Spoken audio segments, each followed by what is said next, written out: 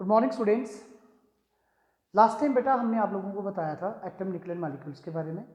Chapter start करवाया था हमने, जिसमें हमने इंट्रोडक्शन आप लोगों को दी थी और अल्फा रे स्कैटरिंग एक्सपेरिमेंट के बारे में बताया था, जो कि हमें लॉर्ड रदरफोर्ड ने बताया था कि एक एटम की सेंट्रल कोर होती है जिसको हम न्यूक्लियस कहते हैं, और एटम जो होता है वो न्यूट्रल होता है।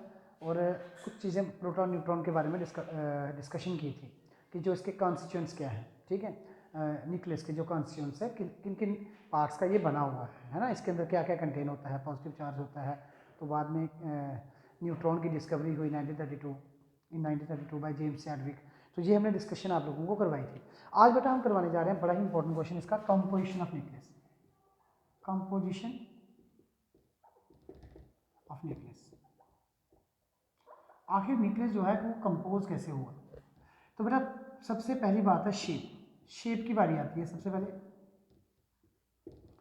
तो देखो बेटा, nucleus do not, it was experimentally confirm that it was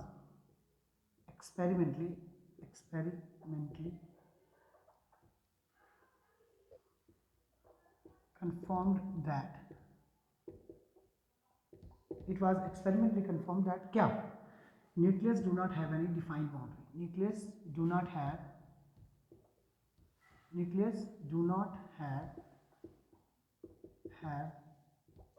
any defined boundary.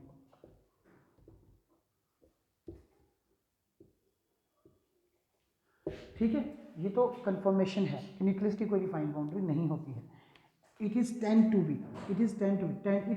B spheric, it is, ये सिर्फ माना गया है, it is tend to be spherical in shape, ठीक है। ये सिर्फ माना गया है कि ये सफेरिकल इन शेप है, क्योंकि इसकी डिफाइंड बाउंड्री कोई नहीं। दूसरी बात आई कॉन्स्टिट्यूएंट्स की। देखो बेटा, अगर बात करें कॉन्स्टिट्यूएंट्स की, ये किसका बना हुआ है, तो बेटा मैंने आप लोगों को ऑलरेडी बताया था कि 1932 से पहले यही सिर्फ माना गया था कि जो न्यूक्लियस है वो सिर्फ किसका कंपोज्ड है, उसके अंदर क्या है कंटेन करता है, वो पॉजिटिव चार्ज प्रोटॉन को कंटेन करता है। लेकिन after the discovery of neutron by James Chadwick in 1932 many problem of the atom were solved. ये आपको मैंने बताया था कि प्रोटॉन, ठीक है, तो कॉन्स्टिट्यूएंट्स में क्या है, it is composed of, it contains all nucleons बेटा एक ऐसा वर्ड है, collective name of protons and neutrons.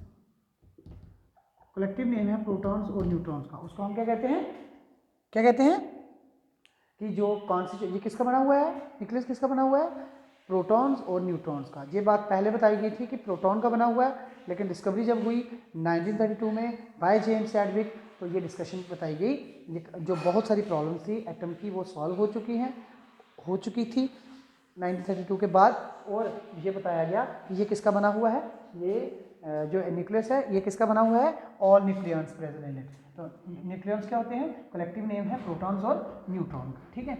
अब आई बात बेटा प्रोटॉन्स की, तो इसके बारे में मैंने आपको बहुत डिस्कवरी करवाई थी, इसके बारे में बहुत सारी कंफर्मेशन दी थी प्रोटॉन्स के बारे में। तो बेटा protons are the fundamental particles, मैं बताए तो आप लिख सकते हो अगर लिखना है तो। Protons are the fundamental particle.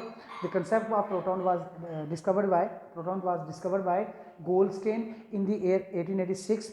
और जो मास है प्रोटॉन का वो भी मैंने आप लोगों को बताया था, एटॉमिक मास यूनिट में बताया था और केजी में बताया था। अगर हम देखें तो इसके ऊपर जो चार्ज होता है वो पॉजिटिव चार्ज होता है 1.602 इंटू 10⁻⁹ कूलम का, और जो मास है प्रोटॉन का वो होता है 1.6726 इंटू 10⁻27 kg। और आप कह सकते हो एटॉमिक मास यूनिट में कह सकते हो 1.0078 AMU, ठीक है। तो ये इसका मास था, तो ये फंडामेंटल पार्टिकल है, ये आपको कंफर्मेशन दी। फिर अगर फोर्थ बात अगर न्यूट्रॉन की जाए, न्यूट्रॉन ये न्यूट्रल होता है बेटा, इसके ऊपर कोई चार्ज नहीं होता है, न्यूट्रल है, इसके ऊपर कोई भी चार्ज नहीं होता, ये भी एक फंडामेंटल पार्टिकल है। और इसका जो मास होता है वो कितना होता है 1.6, उसमें 26 था, इसमें होता है 1.648 कह सकते हो, 49 कह सकते हो, 1.6248 इंटू 10⁻⁻27 kg। और अगर एटॉमिक मास यूनिट में देखा जाए तो 1.0086 AMU, ये बात थी न्यूट्रॉन की, ठीक है, और डिस्कवर किया था जेम्स चैडविक ने 1932 में। हाँ जी, पांचवी बात, अगर आ जाए बात इसकी एटॉमिक नंबर क्या होता है, एटॉमिक नंबर, एटॉमिक नंबर बेटा Z से डिनोट होता है, और ये क्या होता है, एटॉमिक नंबर क्या होता है, number of protons, number of protons present in nucleus, ठीक है, नंबर ऑफ प्रोटॉन्स क्या होते हैं जिसमें प्रोटॉन्स हों सिर्फ, ठीक है। जैसे आप किसी न्यूक्लियस को लिखते हो जैसे लेटर बी, तो ये A और Z लिखते हो, तो 5th 6 में क्या लिख सकते हो, जैसे एटॉमिक मास, एटॉमिक मास, तो एटॉमिक मास क्या होता है, number of nucleons, number of nuclear, atomic mass क्या होता है, नंबर ऑफ न्यूक्लियॉन्स, मतलब कि Z प्लस क्या होता है, नंबर ऑफ न्यूट्रॉन्स, मतलब कि कहने का मतलब जिसमें आप कह सकते हो कि नंबर ऑफ न्यूट्रॉन्स और प्रोटॉन्स प्रेजेंट जो होते हैं, कि कितने प्रोटॉन और कितने न्यूट्रॉन है किसी न्यूक्लियस में, ठीक है, तो उसको हम कहेंगे एटॉमिक मास। एटॉमिक मास में क्या होता है, न्यूक्लियॉन्स, न्यूक्लियॉन्स मतलब जिसमें प्रोटॉन्स भी आ गए न्यूट्रॉन्स भी आ गए। जैसे एटॉमिक नंबर, जैसे हम कहते हैं जी, जैसे हम कार्बन ले लेते हैं 6 12, तो ये एटॉमिक मास हो गया, एटॉमिक नंबर हो गया, number of protons, number of nucleons present in nucleus. जैसे यूरेनियम है, यूरेनियम का आइसोटोप ले लो, हम 92 एटॉमिक नंबर है, नंबर ऑफ प्रोटॉन कितने हैं 92, तो मास 235 भी कहते हैं, 236 238 भी कहते हैं। तो ये था आप लोगों का मास, और ये एटॉमिक नंबर और एटॉमिक मास। अब उसके बाद आती है बात बेटा, साथ में बात करते हैं न्यूक्लियर डायनेस्टी की। तो बेटा न्यूक्लियर डायनेस्टी क्या होता है, न्यूक्लियर डायनेस्टी, न्यूक्लियर डायनेस्टी क्या होता है, total mass present in nucleus to the total, देखो आपको पता है डायनेस्टी क्या होती है, डायनेस्टी होती है मास पर वॉल्यूम, मास पर वॉल्यूम, तो हम कहेंगे क्या, this is defined as the total mass present in nucleus ratio of total mass present in nucleus to the volume of the nucleus, उसे हम कहेंगे न्यूक्लियर डायनेस्टी। और उसके बाद आता है न्यूक्लियर साइज, लास्ट में न्यूक्लियर साइज।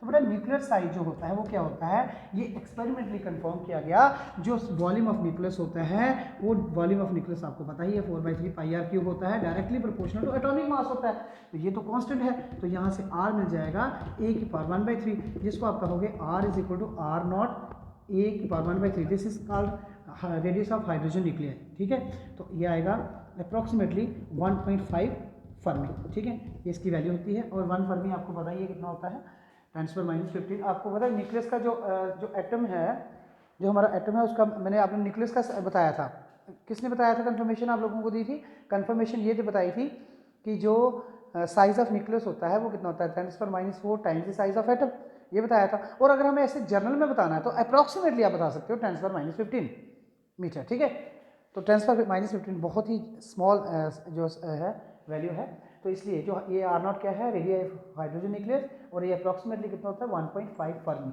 स्मॉलेस्ट यूनिट होती है डिस्टेंस को मेजर करने के लिए, न्यूक्लियस में जो न्यूक्लियर डिस्टेंसेस को मेजर करने के लिए फर्मी। तो ये था बेटा हमारा आज का टॉपिक, जो बड़ा ही इंपॉर्टेंट क्वेश्चन है, पेपर में आता है फाइनल एग्जामिनेशन में, composition of nucleus. Thank you very much.